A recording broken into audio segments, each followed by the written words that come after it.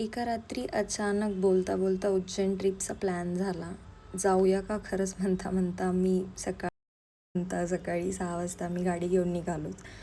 आणि सगळं इतकं अनप्लॅन्ड होतं ना, की प्रॉपर तयारी नव्हती ना, काही मोठं प्लॅनिंग. पण कधी असं अचानक ठरलेल्या ट्रिपचं आयुष्यभर लक्षात राहतात. सुरुवातीलाच सुपेला गाडी चार्जिंगसाठी थांबवावी लागली. चार्ज होईपर्यंत गप्पा गोष्टी, रील्स, टाईमपास. आणि सई तर ट्रिप सुरू झाल्यापासून फुल एक्साइटमेंटमध्ये होती. हा फक्त पहिला स्टॉप होता. पुढे अजून कितीतरी चार्जिंग स्टॉप्स आले. कधी चहा, कधी स्नॅक्स, कधी पाय मोकळे करण्यासाठी थांबत होतो. पण खरं सांगायचं तर हे छोटे छोटे स्टॉप्स पण खूप स्पेशल झाले. प्रत्येक स्टॉप्सला नवीन जोक्स, नवीन फोटोज, रँडम कन्व्हर्सेशन आणि भन्नाट मेमरीज तयार होत होत्या. रोड ट्रिप म्हणजे डेस्टिनेशनपेक्षा प्रवास जास्त सुंदर असं हेच खरंच जाणवलं. नंतर आमचा जो मोठा स्टॉप होता तो होता इंदोर. आणि त्यासाठी मग आम्ही मध्ये चार्जिंगसाठी थांबत होतो, मध्ये जेवणासाठी थांबत होतो. आणि सईचं तर फुल व्हॅकेशन मोड चालू होता. प्रत्येक चार्जिंग स्टॉपला तिचा खेळ सुरूच होता. कधी धावपळ, कधी डान्स, कधी हट्ट, कधी रँडम एक्सप्रेशन्स. अगदी जेवायला थांबलो तरी तिची धम्माल सुरूच होती. प्रवास करता करत फायनली आम्ही इंदोरला पोहोचलो. तिथे फेमस 56 दुकानला भेट दिली. गाईज, फूड लवरसाठी तर ही जागा एकदम म्हणजे हेवनच आहे. कितीतरी डिशेस ट्राय केल्या. प्रत्येक स्टॉलला काहीतरी वेगळं आणि मजेदार आहे.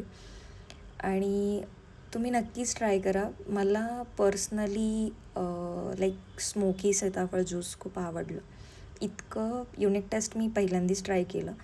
आणि तिथलं लाईट्स, क्राऊड, फूड वाईब्स आणि रात्रीचं जे ॲटमॉस्फेअर आहे ते खूपच मस्त वाटत होतं. नंतर आम्ही हॉटेल बुक केलं आणि सगळे इतकंच दमलेलो होतो की बेडवर पडतात झोप लागलेली. आणि दुसऱ्या दिवशी उठून उज्जैनलाही जायचं होतं. तर त्यासाठी खरंच झोपेची गरज होती. दुसऱ्या दिवशी सकाळी उठून रेडी झालो. थोडे रील्स बनवले, मस्त फोटोज काढले आणि छोट्या सईची हेअरस्टाईल पण सुरू होती. ट्रिप मूड फुल ऑन सुरू होता. मग आम्ही निघालो उज्जैनच्या दिशेने. आणि एक गोष्ट खरंच नोटीस केली, इंदोर खरंच क्लीन सिटी आहे. रस्ते, स्वच्छता, डिसिप्लिन. रस्त्यात पप्पूला ब्रेकफास्टसाठी थांबलो. तिथे कार चार्जिंग पण केली आणि इंदोरी पोहे खरंच खूप मस्त होते. फायनली आम्ही उज्जैनला पोहोचलो. गाडी पार्क करून ऑटोने गेट नंबर 1कडे निघालो. थोडं फिरलो, थोडं कन्फ्यूज झालो. मग शेवटी महाकालाच्या दरबारात पोहोचलोच. सगळ्यांनी टिळा लावला आणि दर्शनाच्या रांगेत उभे राहिलो. गाईज, तिथली एनर्जी खरंच म्हणजे शब्दात सांगता येणार नाही. मन अगदी शांत, प्रसन्न आणि पॉझिटिव्ह झालं.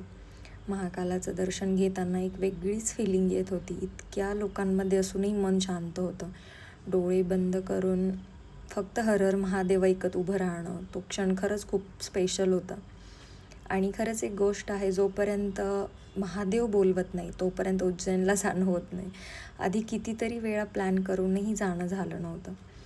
महाकाल दर्शन झालं शेवटी आणि थोडे फोटोज काढून आम्ही निघालो कालभैरवाच्या दर्शनाला. आणि तिथली वाईब पण खूप पॉवरफुल वाटली. आणि सगळे दर्शन झाल्यानंतर आम्ही निघालो ओंकारेश्वरच्या दर्शनासाठी. मध्ये पुन्हा चार्जिंगसाठी थांबलो. थोडं जेवण केलं, गप्पा मारल्या आणि परत निघालो. रात्री ओंकारेश्वरला पोहोचलो आणि हॉटेल बुक करून आराम केला. कारण पुढचा दिवस आमच्यासाठी खूप स्पेशल होता. सकाळी लवकर उठून रेडी झालो आणि ओंकारेश्वरच्या दर्शनासाठी निघालो. गाईज, खरंच ओंकारेश्वरला पोचल्यावर जो फील येतो ना, तो शब्दात सांगणं पण कठीण आहे. सगळीकडे शांतता, नर्मदेचा सुंदर किनारा, थंड वारा, मंदिराच्या घंटांचा आवाज, एकदम मनाला शांत आणि पॉझिटिव्ह करणारा अनुभव आहे. तिथे गेल्यावर असं वाटत होतं की वेळ थांबली आहे. ना शहराची घाई, ना कोणता स्ट्रेस, फक्त शांतता आणि भक्ती. नर्मदा नदीच्या ब्रिजला तर खूपच सुंदर दिसत होता. तिथे गेल्यावर आम्ही आधी ओंकारेश्वराचं दर्शन घेतलं.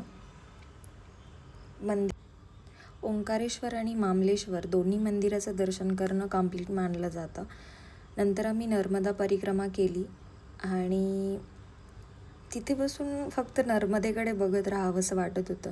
कुठेही घाई नको, टेन्शन नाही. भरपूर आठवणी आणि महादेवांच्या आशीर्वादासोबत आम्ही पुण्याच्या दिशेने परतीचा प्रवास सुरू केला.